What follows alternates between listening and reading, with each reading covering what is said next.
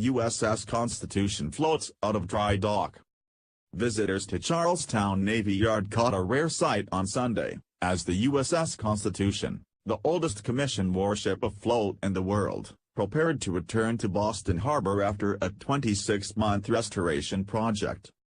The event was cause for celebration throughout the day and into the evening as crowds thronged the Navy Yard, where booths offered family-friendly activities such as knot tying, sail mail, and crafts. Children made miniature ships from corks and rubber bands, with small sheets of foam for sails. The salty breeze off the water and the raised voices of a sea shanty band gave the scene an unmistakably maritime atmosphere. Larry Reisman, 64, said he had done a bit of traveling to see Old Ironsides return to the water, after anticipating the event for months. "It's a gorgeous day," Reisman said. "I live in Charlestown, although I have a place on the Cape, and I came back specifically for this event." Reisman said he made a day out of the event. After watching the ship for a bit, he planned to take a ferry downtown for dinner. "It's an impressive ship," Reisman said. "That's really the reason for being here, right?" Mallory Walsh, 56, of East Greenwich, RI, said it was a fluke that she was able to visit the ship on Sunday. Her cousin and young nephew were visiting, and Walsh said the Constitution was just something that they have to see. "It's just quintessential Boston and American," Walsh said. She added that her father and his brother both served in the U.S. Navy, and all her family members have sailed their whole lives. "It's a historical event," said Susie Howard, 60. "We love Old Ironsides. We live in Charlestown, and we try to support these types of events." About 300 people were gathered in a wide arc around the Constitution at 4:15 p.m., when workers began flooding the dry dock where the ship has been stored during restoration. The Constitution was set to be floated off its keel blocks just before 10 p.m. and into Boston Harbor about 11:30 p.m.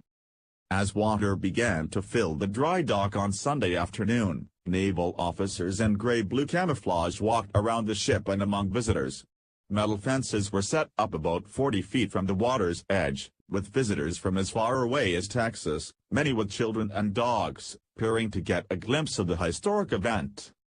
As night fell on the Navy Yard, dozens of floodlights flipped on to illuminate the Constitution and the waters of the harbor as they slowly filled the basin beneath the ship, the water level inching up the granite walls of the nation's second oldest dry dock. The crowd diminished at dinner time but swelled again to about 300 as the water rose, surrounded by a sea of faces turned toward the ship for the dramatic, but at first almost imperceptibly gradual, spectacle. Just before 9:45 p.m., a sailor shouted, "The boat has floated." Above, a crowd surrounded the ship Sunday night. Just before 9:45 p.m., a sailor shouted, "The boat has floated." The crowd responded with cheers. About 10:20 p.m., a sailor shouted, "The caisson is moving," meaning that the gate separating the harbor from the dry dock was opening. And at 11, the Constitution began moving toward the harbor. Later in the evening, the proceedings paused briefly while officials tended to a minor medical emergency, a Navy official said. Boston Emergency Medical Services said the episode was not serious.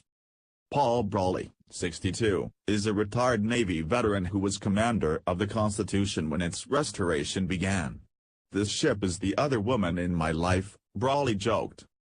He said America's heritage is directly tied to the Constitution, which he called an emblem of the nation's values.